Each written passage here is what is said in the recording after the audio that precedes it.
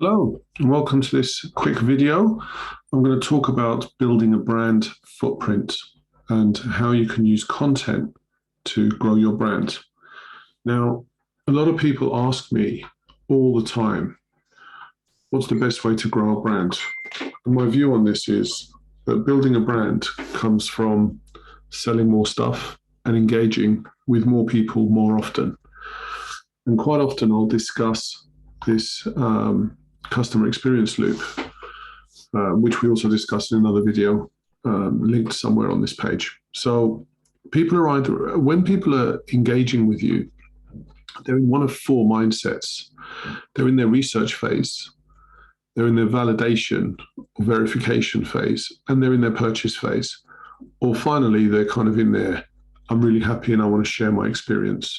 Or the opposite, I had a bad experience and I want to share that. So they're in their sharing phase. So we've got research phase, consideration, action, and sharing.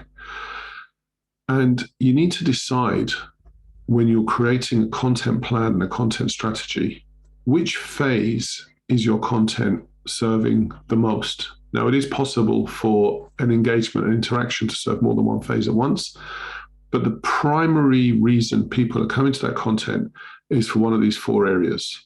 An example of a research phase could be searching your products on Amazon and reading the description, or looking for YouTube videos that describe what you're doing. Or it could be visiting your website and reading about the product. It's a very base element. And most of the time people use things like blogs, product pages, about us, about our product to do this work. But other pieces of content can also be used. In the validation phase, it's very important to consider what are the factors that will be compared against. So if someone's buying a car, they might look at things like fuel economy or luggage space. If they're buying a fitness product, they might look at accessibility, usability, potential results, ease of use. So the verification phase usually happens from customer reviews or videos. But other content can be used as well. And this line is here because once they've crossed these two phases, they're taking action. And actually, this could be a purchase. It could be signing up for more information. It could be calling up for a demo. It could be downloading a trial. It could be anything like that. But the importance here is for them to have a really great purchase experience and to enjoy using your product, to want to make it remarkable. So they remark about it in the social sharing phase. Our job here is not just to give them a great experience, is to give them a great experience that they want to talk about. And once you get that going, what happens is this tells you what content they want in these three areas. Any questions or benefits mean that we can create content up here. Any problems or factors that they feel could be improved means we can create products up here. And we can also use this to fix our products and fix those problems. And also the purchase experience, if they had trouble getting over the line or they said it took too long, whatever their feedback is, that helps us here. So customer feedback in the sharing phase feeds all of this. Now, why am I telling you this? Well, because building a brand footprint is about two things. It's about content and publishing. And I call this publish and push. Publish is the content that we create, and push is where we send that content. So we create videos, blogs, ebooks, webinars, infographics, audio, web pages. All of that is content, irrespective whether it's on your site, social media site, a partner site, or somewhere else. Doesn't matter. The push is where that content is and what that content drives people to do. And this is the key. Never create content for the sake of creating content.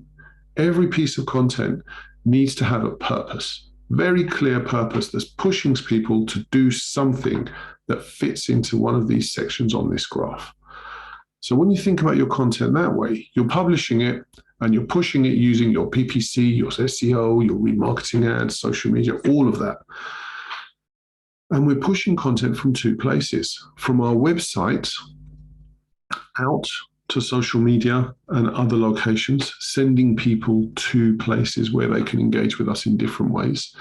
And also from external websites and external media back to our website so they can engage with us, connect with us, and possibly even purchase from us. And there's a difference between this owned media and earned media. And that's described by this digital ecosystem chart. Owned or semi-owned are things that you have control over, albeit to some degree. Semi-owned, you have to work within rules. Owned, you set your own rules. Uncontrolled is where your customers are. And typically what we try and do is we use advertising to drive sales from a marketplace to our own property so we can make a sale. Now in this chart, distance equals cost. Now the easiest way to reach people in this marketplace and drive them back here is to use existing customers, existing fans. They are the closest point to the marketplace, and that is the cheapest point of getting message out there. So if we think about this uncontrolled and controlled, and we use this owned media and earned media, uncontrolled being earned and controlled being owned, what we understand is that our owned and semi-owned properties are pushing people out for validation. Because what we're using them for is, hey, look, don't trust us. Look here, Trustpilot, FIFO, Amazon reviews, Google reviews. Look at what our customers are saying about us on their own social media. That is all this content that we're pushing out here. People are sharing, and that's helping with validation. We know that the more validation we have here, the higher the conversions here. So what's the job of earned media in our uncontrolled space? Well, that is where we're attracting new people back to our website. So a lot of these things in the research phase happen in uncontrolled media. Yes, they can read product reviews on your own website, but it's better for them to read reviews and have video reviews on YouTube from people who are impartial and have used the product. And that's one example of doing that. So we're pushing people from owned media to earned media, and then earned media is driving people back to our owned media. And it's all about the customer, this guy in the middle. Now, what do? Well, we've got some data, right? It's our data is measuring all of that. And that's held in a CRM system. You need to have systems and software. And I quite often talk about this chart where a business growth engine has 4 pillars: the system, the persona, your customer, the strategy for that persona, and the iterative activity that implements that strategy for that persona and is measured by the system. Now, this analytics and social listening is the system.